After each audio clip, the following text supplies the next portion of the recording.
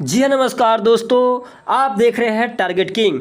जैसा कि आप लोग को पता होगा कि शाम 6 बजे बायोलॉजी का क्लास चलता है, जो कि बहुत ही यूजफुल होता है एसएससी जीडी एंड एमटीएस के लिए। जो विद्यार्थी जो कैंडिडेट एसएससी जीडी और एमटीएस के एग्ज़ाम देने वाले हैं वह वीडियो को देखते हैं और बहुत ज़्यादा इससे आप लोग की प्रॉफिट होने वाला है। तो आप लोग यह वीडियो को शुरू से अंत तक देखिएगा। ज़्यादा से ज़्यादा इस वीडियो को शेयर कीजिएगा। वीडियो अच्छा लगता है तो वीडियो को लाइक कीजिएगा। दोस्तों बता दें कि शाम 6 बजे बायोलॉजी का क्लास चलता है और सुबह 6 बजे करंट अफेयर का क्लास चलता है, जो कि 11 माह का क्लास होता है। क्या होता है? 11 माह का क्लास होता है, जो कि बहुत ही गजब का। सितंबर 2020 से अगस्त 2021 तक का करंट अफेयर आप लोग के बीच में हम कराते हैं।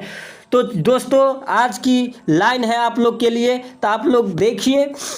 और आज की लाइन है, सूर्य धीरे धीरे निकलता है, ऊपर उठता है और दुनिया को प्रकाशित करता है। सूर्य धीरे धीरे निकलता है, ऊपर उठता है और दुनिया को प्रकाशित करता है। उसी तरह सब्र के साथ जो व्यक्ति आगे बढ़ता है वह एक दिन निश्चित ही ऊपर उठकर अपना तकदीर बदलता है। तो आप लोग धीरज बनाकर रखिए, आप लोग की एक ना एक दिन मंजिल मिलेगा। तो चलते हैं आज की क्लास पे। दोस्तों क्लास की टाइमिंग बता दिए हैं। क्लास की टाइमिंग क्या बजे है आप लोग ध्यान में रखिएगा। शाम 6 बजे करंट अफेयर, शाम 6 बजे बायोलॉजी की क्लास और सुबह 6 बजे क्या 6। तो दोस्तों आप लोग देखिएगा। पीडीएफ के लिए व्हाट्सएप ग्रुप में जुड़ जाइएगा। लाइक सब्सक्राइब और शेयर कीजिए। चलते हैं आज की क्लास पे कहाँ थे आप लोग कमेंट करके बताइए। दोस्तों हम कल पढ़ चुके हैं, जनयंग तकला पढ़ चुके हैं। तो आज परागन पढ़ना है। क्या पढ़ना है? परागन पढ़ना है। परागन दोस्तों क्या होता है? परागन क्या होता है?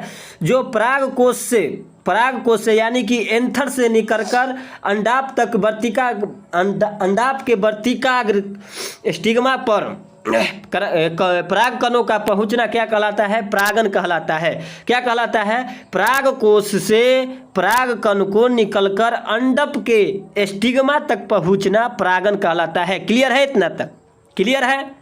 क्लियर है? कमेंट कीजिएगा। क्लियर है ना? क्या होता है परागकण? पराग कोश से परागकण निकलता है। आप लोग जानते होंगे, कल की वीडियो आप लोग देखे होंगे, तो उसमें हम कल बताए थे कि पराग कोश से परागन निकलता है। बताए थे ना कल? आप लोग बोलिएगा जी सर बताए थे आप लोग। तो परागकण कहाँ से निकलता है दोस्त?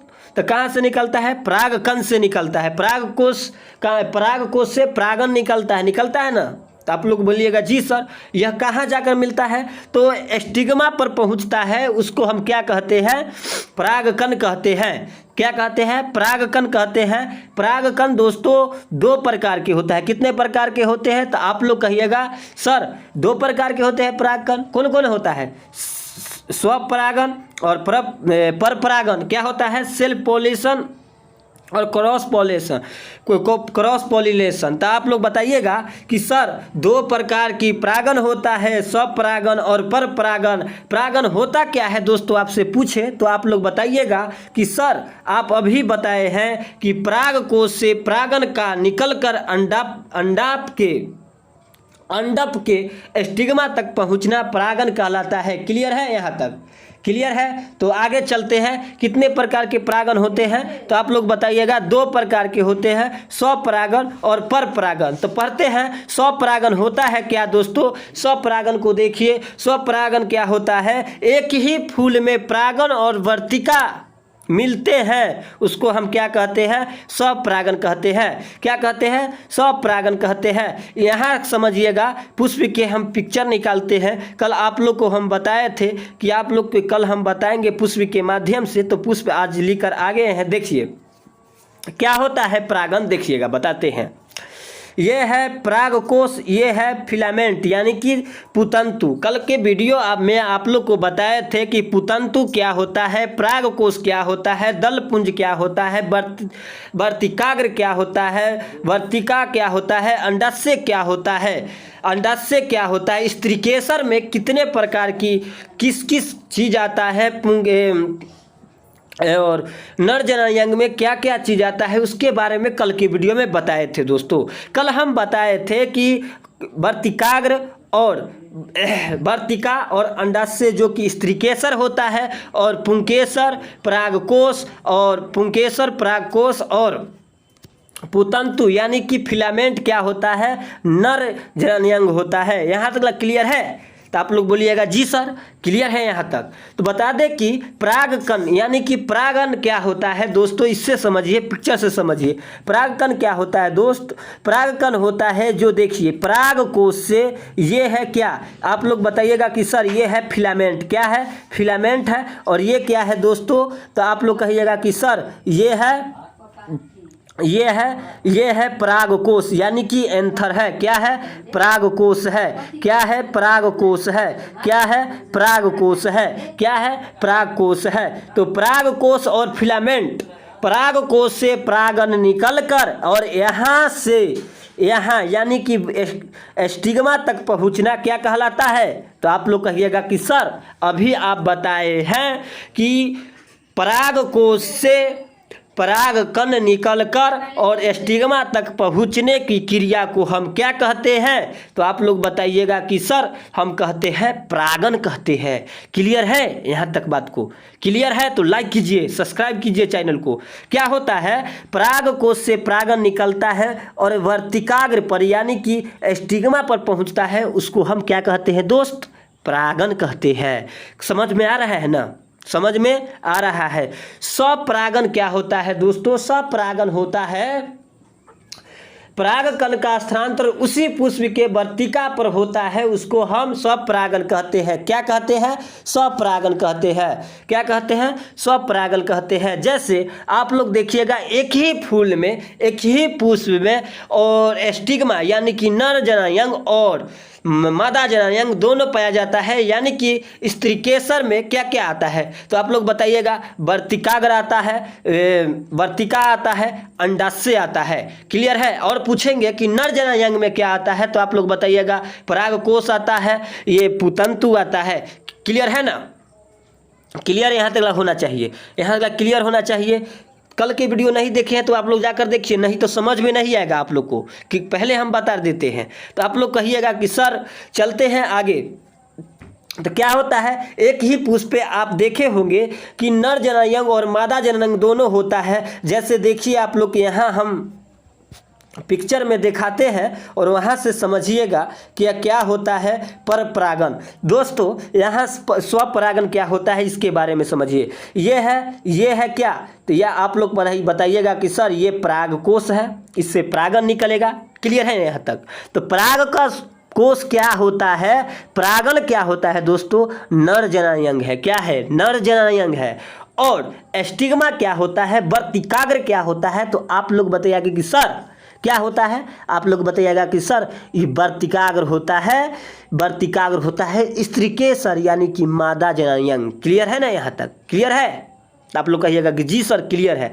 तो समझते हैं दोस्तों, यहाँ से परागकोश से परागकण निकलकर और वर्तिकाग्र पर पहुंचता है। एक ही पुष्प में वर्तिकाग्र और परागकोश दोनों पाया जाता है, उसको हम परपरागन कहते हैं, स्वपरागन कहते हैं। क्या कहते हैं? स्वपरागन कहते हैं। और दोस्तों परपरागन क्या कहते हैं? परपरागन क्या होता है? जब एक पुष्प के परागन दूसरे पुष्प पर स्थानांतरित होता है, उसको हम क्या कहेंगे? परपरागन कहते हैं। जैसे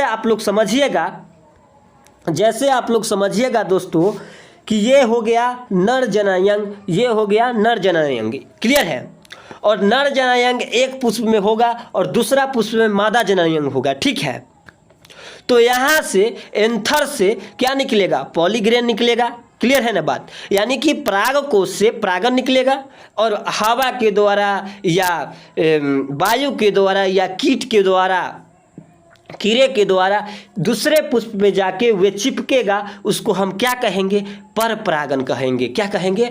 परपरागन कहेंगे। क्लियर है ना बात को? यहाँ तक क्लियर होना चाहिए, यहाँ तक क्लियर होना चाहिए। यहाँ देखिएगा, यहाँ देखिए क्या होता है दोस्तों, यहाँ देखिए जब एक पुष्प के परागन का स्थानांतर उसी पुष्प के वर्तिकाग्र पर होता है तो परपरागन होता है। क्या होता है? परपरागन होता है। क्या होता है? परपरागन होता है। यहाँ ये गलती लाइन लिखाया गया है। क्या गलती लाइन है? ये इसको काट दीजिएगा, ये गलत है। जब एक जब एक पुष्प के परागण का स्थानांतर उसी पुष्प पर होता है तो उसको हम क्या कहते हैं? स्वपरागण कहते हैं। ये गलत है। एक पुष्प का परागण दूसरे पुष्प के वर्तिकाग्र पर पहुंचता है। एक पुष्प के परागण दूसरे पुष्प के परागण वर्तिकाग्र यानी कि स्टिग्मा पर पहुंचते हैं, उसको हम क्या कहते हैं? तो आप लोग कहिएगा कि सर उसको हम कहते हैं पर परागण। क्लियर है ना? तो क्लियर है। तो पर परागण क्या होता है? वायु के द्वारा होता है, कीड़ों के द्वारा होता है, पानी के द्वारा हो सकता है। तो ये हो गया इसका सोर्स। तो बता दें कि क्या होता है दोस्तों, या आप यहाँ समझिएगा, निश्चेषण समझिएगा। निश्चेषण क्या होता है आप लोग को बताते हैं। निश्चेषण क्या होता है?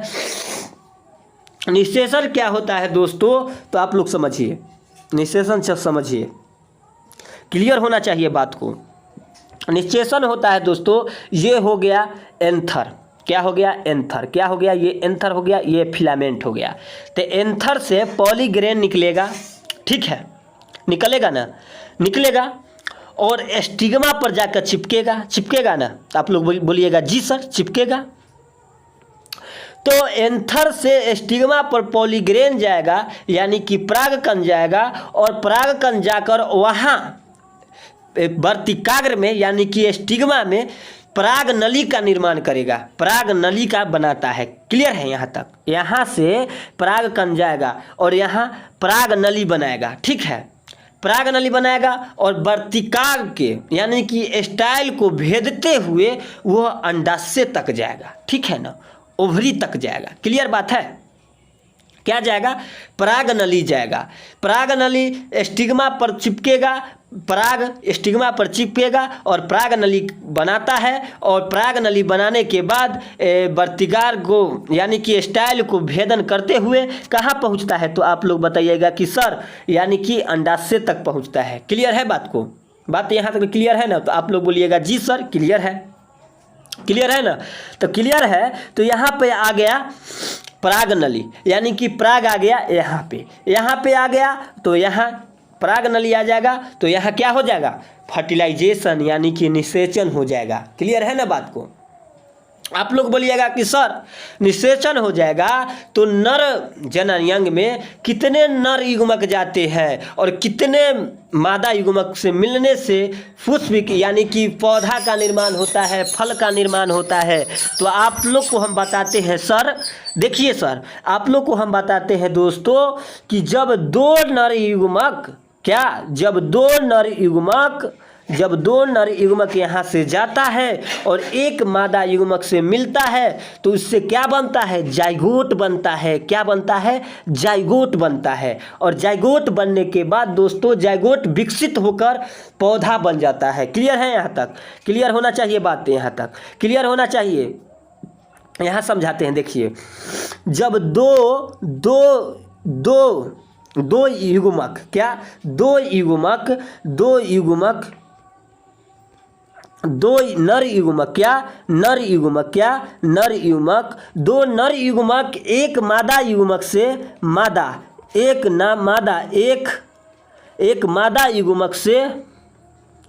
एक युग्मक से मिलता है और क्या बनाता है? संयोजन होता है और क्या बनाता है? तो आप लोग बताइएगा कि सर भ्रूण बनता है। क्या बनता है? भ्रूण बनता है। क्या बनता है? भ्रूण बनता है यानी कि इम्ब्रियो बनता है। क्या बनता है? इम्ब्रियो बनता है। क्या बनता है दोस्तों? इम्ब्रियो बनता है। क्लियर है? इम्ब्रियो ही विकसित होकर क्या कर बनता है? तो पौधा का निर्माण करता है। क्लियर होना चाहिए बात, यहाँ तक क्लियर होना चाहिए बात। तो क्या होता है? वर्तिकाग्र पर पहुंचकर परागकण अंकुरित होता है और परागकण अंकुरित होता है, उसको ही क्या कहते हैं? फर्टिलाइजेशन कहते हैं। उनमें पराग नली बनती है।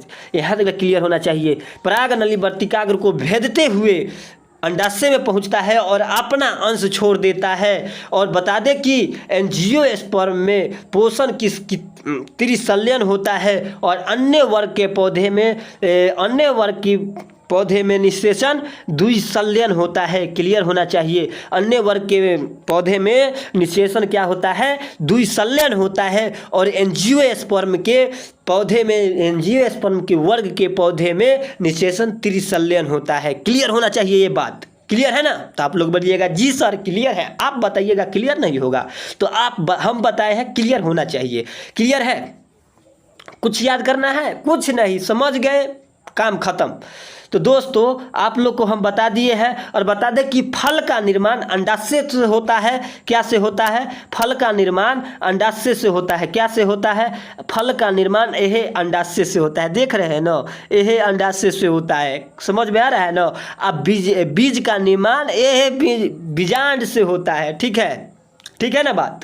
बात बन जाएगा दोस्तों, इतना याद कीजिएगा तो बात बन जाएगा, ना तो बोरा में जाने से कोई नहीं रोक सकता है। क्लियर है?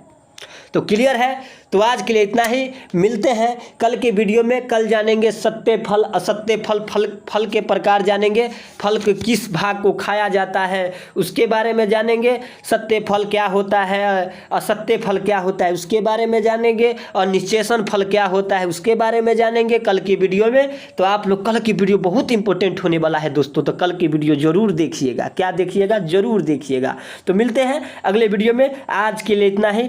चैनल पे नए हैं तो चैनल को कर दीजिएगा सब्सक्राइब, ताकि हर वीडियो आप लोग के बीच में पहुंचे। इतना जोश जुनून के साथ पढ़ाते हैं। लाइक कीजिए दोस्त, व्यू बढ़ाइए। व्यू नहीं आता है, बहुत मन छोटा होता है। व्यू बढ़ाइए, आप लोग के बीच में व्यू को बारिश करवा दीजिए और शेयर कीजिए। मिलते हैं अगले वीडियो में। आज के लिए इतना ही। जय हिंद, जय भारत, वंदे मातरम।